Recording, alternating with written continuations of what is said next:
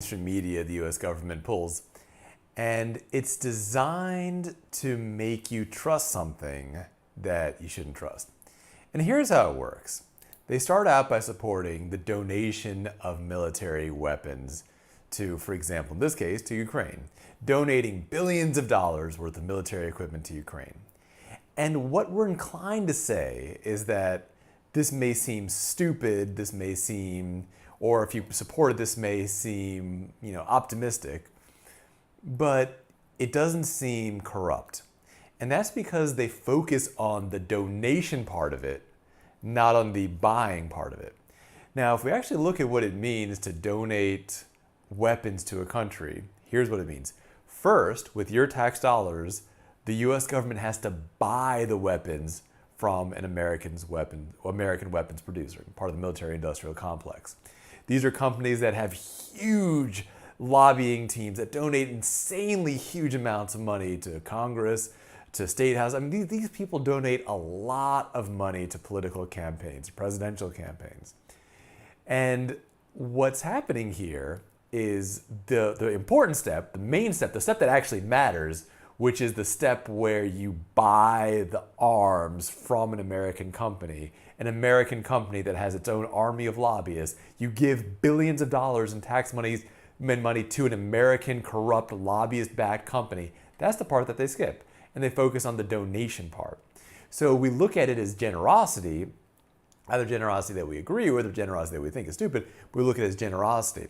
Now, plain and simple, this is just nothing more than corruption. It is legalized bribery where the military and industrial complex, the weapons producers, donate money to political campaigns, and then those politicians buy weapons with your money that, many times whatever they got for their campaigns, they buy weapons with your money, and that's how the whole game is played.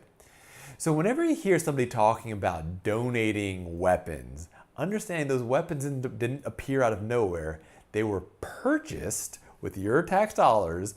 The weapons companies made huge, insane profits, and it went to them. Now, here's why this is important. There's no reason, if we're talking about just a donation, there's no reason for the US government to be some sort of an intermediary here. Any weapons company can donate weapons to Ukraine. I mean, there's nothing stopping them. They can take the weapons that they have in their factories, put them in crates, ship them over there.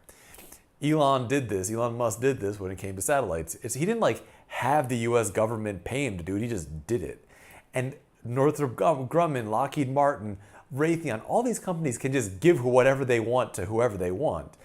But when we call it, when it becomes federal aid, it means they're getting paid for it. They're profiting from it. So don't for a second think this is something that's fueled by generosity. It's not about generosity. This is about profit. And it's specifically about the profit of these weapons makers. Now, what can you do about something like this? First, talk to people about this.